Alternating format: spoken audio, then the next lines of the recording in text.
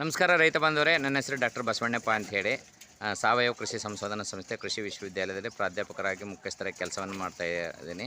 So ಇವತ್ತಿನ ದಿವಸ ಸುಧಾರಿತ BV 380 ಕೋಳಿಯ ಸಾಕಾಣಿಕೆಯನ್ನು ಯಾವ ರೀತಿಯಾಗಿ ಮಾಡ್ಬೋದು ಅನ್ನೋದ್ರ ಬಗ್ಗೆ ಡಾಕ್ಟರ್ ರಾಘವೇಂದ್ರ ಅವರು ಸಹಾಯಕ ಪ್ರಾಧ್ಯಾಪಕರು ಈ ಒಂದು ASRPN ಪಶುಸಂಗೋಪನೆ ಇಲಾಖೆಯಲ್ಲಿ ನಮ್ಮ ಕೃಷಿ ವಿಶ್ವವಿದ್ಯಾಲಯದ ಕೆಲಸವನ್ನು ನಿರ್ವಹಿಸ್ತಾ ಇದ್ದಾರೆ. ಸೊ ಅವರು ಈ ಒಂದು ಸುಧಾರಿತ ಕೋಳಿ ಸಾಕಾಣಿಕೆಯನ್ನು ಯಾವ ರೀತಿಯಾಗಿ ಮಾಡ್ಬೋದು ಅಂಥೇಳಿ ಅವರು ತಿಳಿಸ್ಕೊಡ್ತಾರೆ. ನಮಸ್ಕಾರ ರಾಘವೇಂದ್ರ ಅವರು. ನಮಸ್ಕಾರ ಸರ್. ನನ್ನ ಹೆಸರು ಡಾಕ್ಟರ್ ರಾಘವೇಂದ್ರ ವಿ ಅಂತೇಳಿ. ಒಂದು ಪಶುಸಂಗೋಪನೆಯಲ್ಲಿ ಯಾಂತ್ರೀಕರಣ ಅಂತೇಳಿ ಒಂದು ASRP ಸ್ಕೀಮ್ ಇದೆ. ಈ ಒಂದು ಸ್ಕೀಮ್ನಲ್ಲಿ ನಾನು ಪ್ರಧಾನ ಸಂಶೋಧಕನಾಗಿ ಕೆಲಸ ಮಾಡ್ತಾ ಇದ್ದೀನಿ. ಈ ನಮ್ಮ ಒಂದು ಕೃಷಿ ವಿಶ್ವವಿದ್ಯಾಲಯ ರಾಯಚೂರಿನಲ್ಲಿ ಒಂದು ಸೋಲಾರ್ ಸೌರಶಕ್ತಿ ಚಾಲಿತ ಇಂಪ್ರೂವ್ಡ್ ಹೌಸ್ ಒಂದು ಕೋಳಿ ಮನೆಯನ್ನು ನಾವು ಅಭಿವೃದ್ಧಿಪಡಿಸಿದ್ದೀವಿ. ಈ ಕೋಳಿ ಮನೆ ಯಾಕೆ ಅಭಿವೃದ್ಧಿಪಡಿಸಿದ್ದೀವಿ ಅಂತಂದರೆ, ಸಪೋಸ್ ನಮ್ಮ ಒಂದು ಕಲ್ಯಾಣ ಕರ್ನಾಟಕ ಭಾಗದಲ್ಲಿ ಈ ಬೇಸಿಗೆ ಕಾಲದಲ್ಲಿ ಏನಾಗುತ್ತೆ, ನಮಗೆ ಉಷ್ಣತೆ 40 ರಿಂದ 42 ಡಿಗ್ರಿ ಟೆಂಪರೇಚರ್ವರೆಗೆ ಅದು ಹೋಗ್ತದೆ. ಅಂಥ ಸಂದರ್ಭಗಳಲ್ಲಿ ಏನಾಗ್ತದೆ, ರೈತರು ಈ ಕೋಳಿ ಸಾಕಾಣಿಕೆ ಮಾಡಿದಾಗ ಸಮ್ಮರಲ್ಲಿ ಉಷ್ಣತೆಯಿಂದಾಗಿ ಏನಾಗ್ತದೆ, ಕೋಳಿಗಳೇ ಸತ್ತು ಹೋಗಿ ಅವರಿಗೆ ಎಕನಾಮಿಕ್ ಲಾಸ್ ಆಗುತ್ತೆ. ಆ ಒಂದು ನಷ್ಟವನ್ನು ಸರಿದೂಗಿಸಲು ಏನು ಮಾಡಿದ್ದೀವಿ ನಾವು, ಒಂದು ಸಂವೇದಕ ಆಧಾರಿತ ಅಂತಂದರೆ ಸೆನ್ಸಾರ್ ಬೇಸ್ಡ್ ಒಂದು ಸುಧಾರಿತ ಒಂದು ಕೋಳಿ ಮನೆಯನ್ನು ನಾವು ಡೆವಲಪ್ ಮಾಡಿದ್ದೀವಿ. ಅದರಲ್ಲಿ ಈ BV 380 ಇರ್ತಕ್ಕಂಥದ್ದು ಇದು ಮೊಟ್ಟೆ ಇಡುವ ಕೋಳಿಯನ್ನು ನಾವು ಈ ಸುಧಾರಿತ ಕೋಳಿ ಮನೆಯನ್ನು ಮಾಡಿದಿರಲ್ಲ, ಇದರ ಒಂದು ಗಾತ್ರ ಅಂದರೆ ಸೈಜ್ ಎಷ್ಟಿರ್ಬೋದು ಅಂತ ಹೇಳ್ತೀರಾ ಸರ್? ಇದರಲ್ಲಿ ನಮಗೆ 10 by 10 ಫೀಟಲ್ಲಿ ನಾವು ಅಂದರೆ 10 ಫೀಟು ಮತ್ತು 10 ಫೀಟ್ ಇದೆ, ಅಗಲ 10 ಉದ್ದ 10. ಇದರಲ್ಲಿ ನಾವು 100 ಕೋಳಿಯಷ್ಟು ನಾವು ಸಾಕಣೆ ಮಾಡ್ಬೋದು. ಚಾರ್ಜು 510 ರೂಪಾಯಿ ಒಂದು ಕೋಳಿಗೆ ಬೀಳ್ತದೆ. ಓಕೆ. ಸೊ ಇಲ್ಲಿ ನೀವು ಅದು 18 ವಾರದ ಕೋಳಿಯನ್ನು ತೆಗೆದುಕೊಂಡ ಮೇಲೆ ಇಲ್ಲಿ ಎಷ್ಟು ವಾರದವರೆಗೂ ನೀವು ಇಲ್ಲಿ ಕೋಳಿ ಸಾಕಾಣಿಕೆಯನ್ನು ಮಾಡ್ತೀರಾ? 72 ವಾರದವರೆಗೂ ನಾವು ಇಲ್ಲಿ ಸಾಕಾಣಿಕೆ ಮಾಡ್ಬೋದು. ಅಲ್ಲಿವರೆಗೆ ನಮಗೆ ಮೊಟ್ಟೆಯನ್ನು ಕರೆಕ್ಟ್ ಕೊಡ್ತೇವೆ. ಆಮೇಲೆ ಏನಾಗ್ತದೆ, FCR ರೇಷು ಕಡಿಮೆ ಆಗುತ್ತೆ, ಹಾಗಾಗಿ ನಮಗೆ ಲಾಭ ಸಿಗೋದಿಲ್ಲ. ಆಮೇಲೆ ಅದನ್ನ ಮಾಂಸಕ್ಕೆ ನಾವು ಮಾರಾಟ ಮಾಡ್ಬೋದು.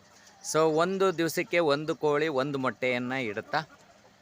ಪ್ರತಿಶತ ಇದರ ಒಂದು ಲೇಯಿಂಗ್ ಪರ್ಫಾರ್ಮೆನ್ಸ್ ಏನು ಹೇಳ್ತೀವಿ 90ರಷ್ಟು ಇದೆ. ಅಂದರೆ ನಮಗೆ 100 ಕೋಳಿ ಇದ್ದರೆ ಪ್ರತಿದಿನಕ್ಕೆ ನಮಗೆ 90 ಮೊಟ್ಟೆ ಸಿಗ್ತವೆ.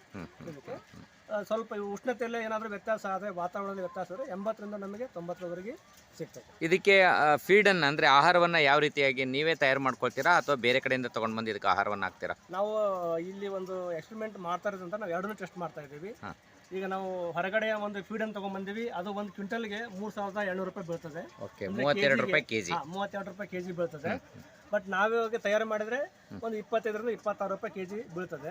ಇದಕ್ಕೆ ಅಂದಾಜು 10 ಫೀಟ್ಗೆ ಅಂದಾಜು ಖರ್ಚು ಎಷ್ಟಾಗುತ್ತೆ? ಅಂದಾಜು 1.5 ಲಕ್ಷ ಆಗ್ತದೆ. 1.5 ಲಕ್ಷ ಆಗುತ್ತೆ.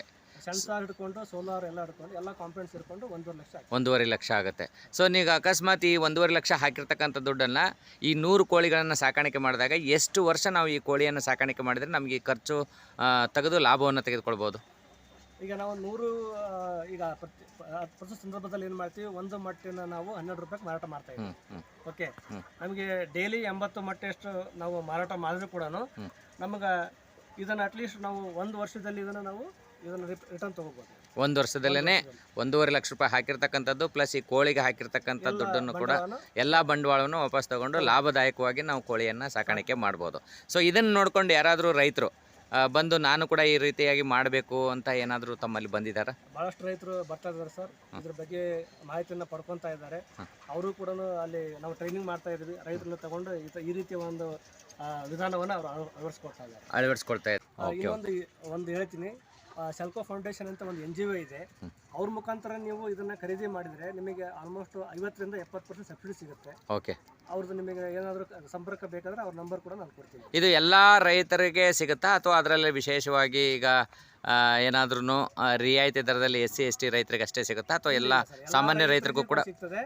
50 ರಿಂದ 70% ಅವರಿಗೆ ಯಾವ ನೋಡ್ಕೊಂಡು ಕೊಡ್ತಾರೆ. ಮಿನಿಮಮ್ 50% ಸಿಗ್ತದೆ. ಓಕೆ, ಇದನ್ನು ನೋಡ್ಕೊಂಡು ಅಕಸ್ಮಾತ್ ರೈತರು ಮಾಡಬೇಕು ಅಂತ ಬಂದರೆ ನಿಮ್ಮನ್ನು ಸಂಪರ್ಕಿಸಬೇಕು ಅಂತಂದರೆ ನಿಮ್ಮ ದೂರವಾಣಿ ಸಂಖ್ಯೆಯನ್ನು ಹೇಳ್ತೀರಾ?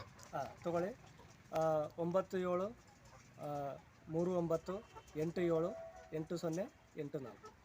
ಓಕೆ, ಧನ್ಯವಾದಗಳು ರಾಘವೇಂದ್ರ.